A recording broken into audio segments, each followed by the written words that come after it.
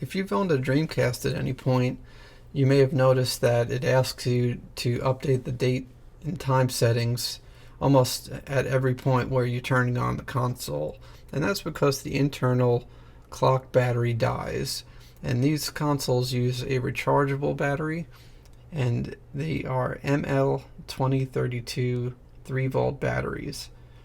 And this console is the one that I cleaned up in a previous video. This is kind of like a series of Dreamcast videos I'm putting together, and so this would be the third part. In the first video I cleaned this up and get it to read games again.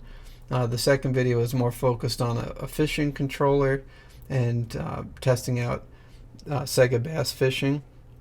And in this video I want to do a battery coin cell battery replacement mod for your clock battery, which is right here in the console.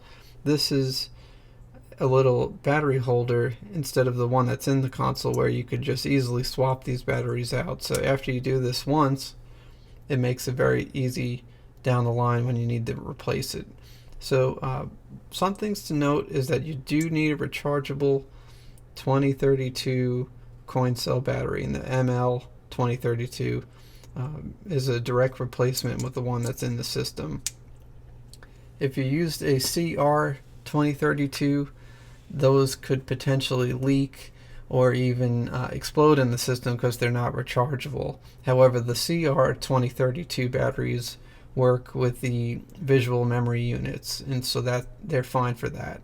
So anyways, let's go ahead and get the console disassembled here, and we'll work on getting this swapped out.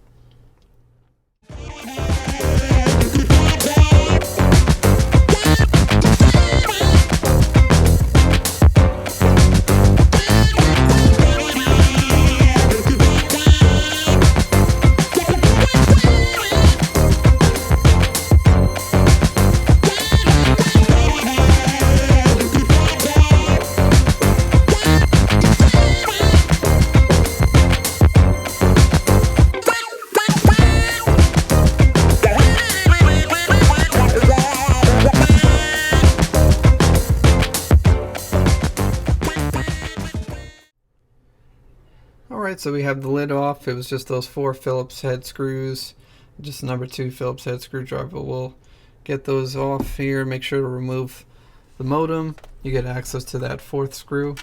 And so just so you have a better idea, we're going to be replacing this battery. It's soldered into the board, and so now you'll understand the convenience of being able to just swap out the batteries with the clip holder instead. And so we'll have to take out these 4 screws, disconnect the fan and the ribbon cable, and then this piece will pop right out and we'll be able to get to work here. To disconnect the ribbon cable, I'm just trying to get my finger fit underneath it and just pull them straight up, and it pops right out. Okay, those screws loosened up pretty easily. Same, you just use your number 2 Phillips head screwdriver and get a little grip on the cable, and this pops out easily as well to disconnect the fan. And now we have access to the piece.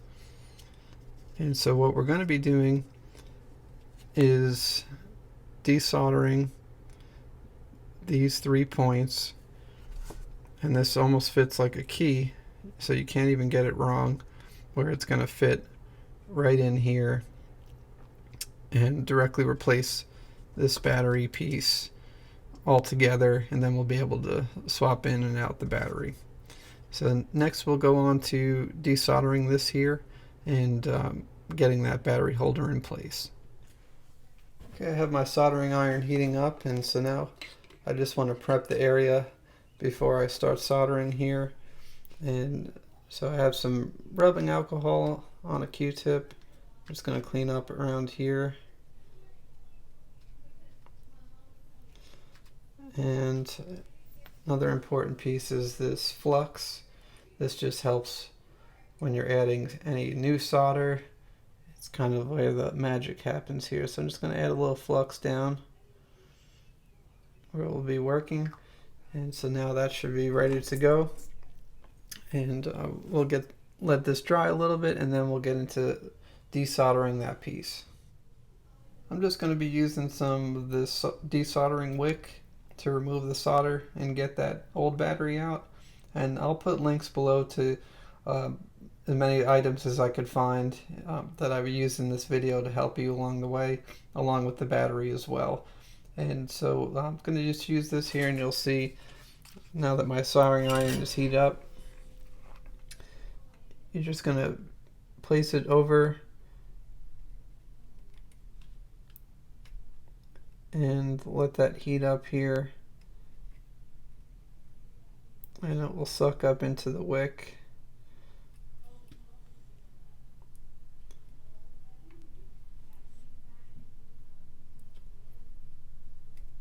And so just repeat that process for all 3 legs.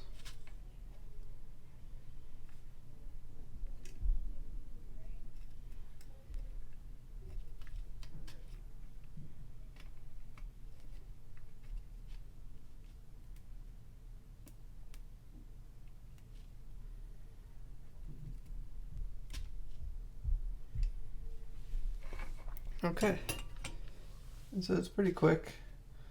You'll see that all the solder is sucked up there, and if you got all of it, it should just easily remove, so the battery should be pretty loose and pop right out. So yeah, it was simple enough with the soldering wick.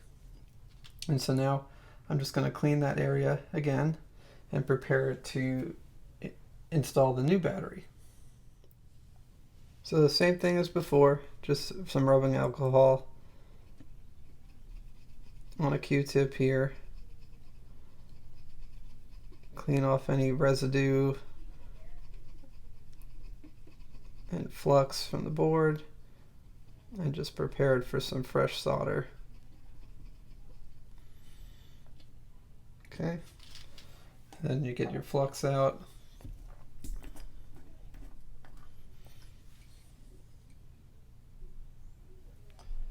Just add a little bit down here. And now we're ready to solder in the new battery. So as I mentioned earlier, this is like a key, and it only fits in here one way, so you can't mess it up. And so it'll just fit right in place here.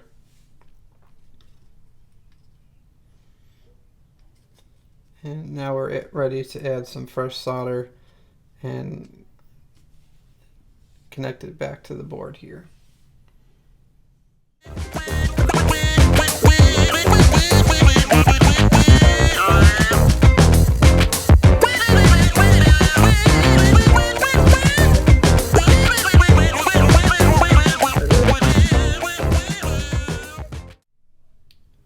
Alright, so now it's soldered in place, and you can see it's clearly marked with the positive side.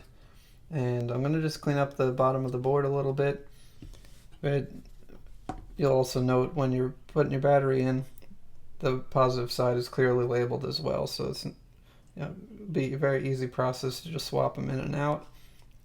And so what I'm going to do here is clean this up a little bit, and then we'll put the console back together.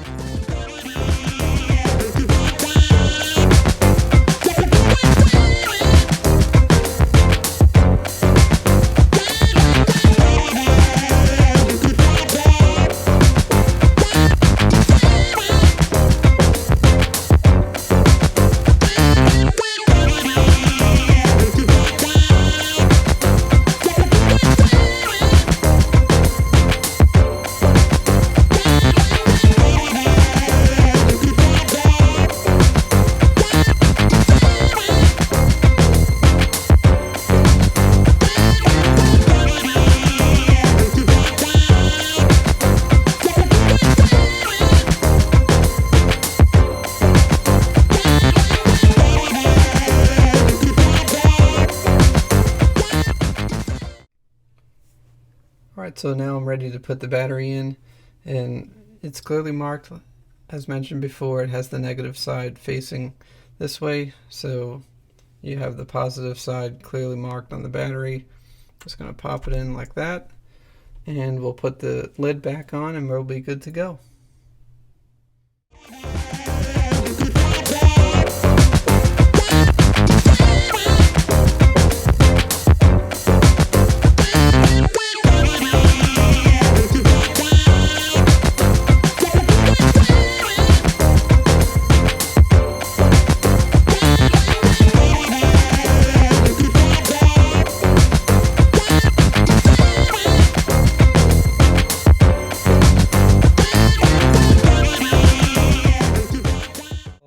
And I really appreciate you following along. Hope this will help you if you're considering doing this install yourself. And be sure to hit the like button and subscribe to my channel if you enjoyed this video. I'll be doing some more future videos on the Sega Dreamcast, and I'll also include some links below of some of the items I used in this video, along with links to the previous Dreamcast videos that I made. Thanks again and have a great day.